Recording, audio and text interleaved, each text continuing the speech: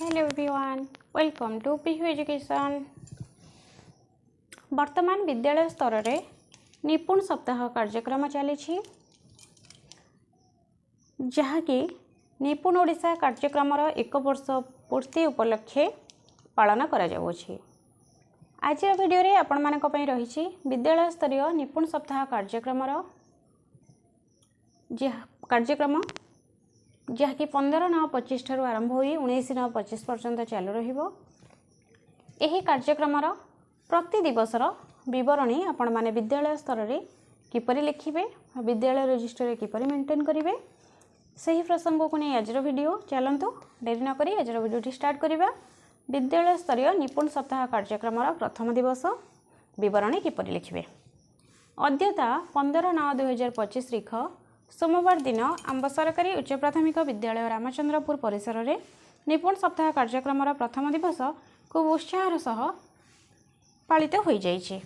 एही कार्यक्रम रे एफएलएन श्रेणी समस्त छात्र छात्री और शिक्षक शिक्षयित्री माने अंशग्रहण करथिले।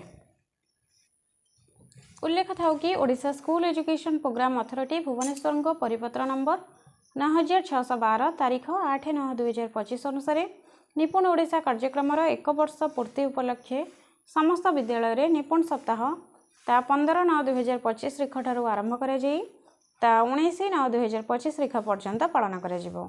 तेणु आंब विद्यालय रे निपुण सप्ताह कार्यक्रम पालन खूब उत्साह सह पालित हो जाइए।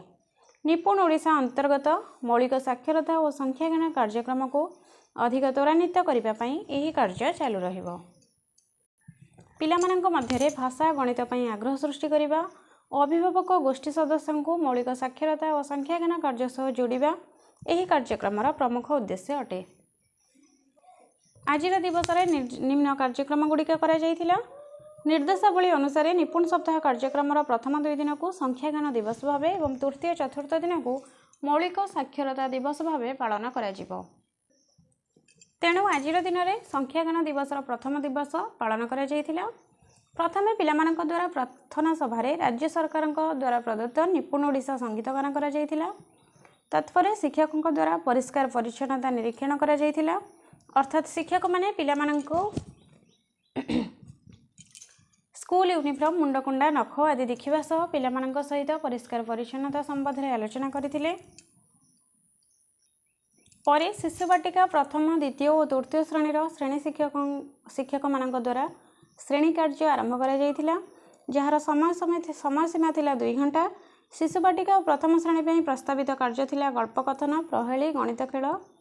गल्पकथन कार्य रे श्रेणी शिक्षक शिक्षार्थी मानकु मामिनार दिनटीए और मांकड़र हाट गप कहिथिले।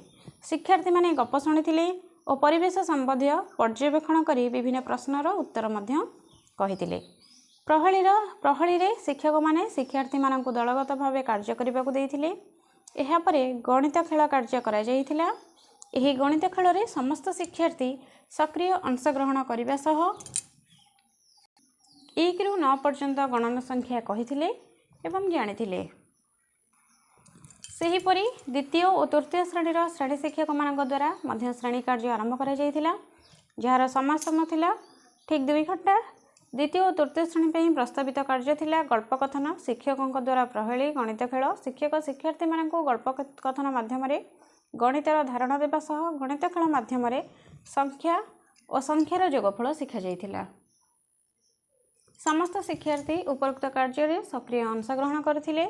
शेष में प्रति श्रेणीर श्रेणी शिक्षक शिक्षार्थी मानक ठारू आज दिनर अभिज्ञता विषय रे पचारि बुझिथिले और समस्त को करताली देई उत्साहित करथिले। शेष में प्रधान शिक्षकों स्वाक्षर रहिबो एवं एफएलएन शिक्षकों स्वाक्षर रहिबो। ए थिला आजर वीडियो। आशा करुच्ची वीडियोटी आपण मानकु निश्चय भल लागिथिबो। जदि वीडियोटी भल लागि थाए तबे लाइक करिवे, शेयर करिवे एवं आम चैनल को सब्सक्राइब करिवे। Thank you.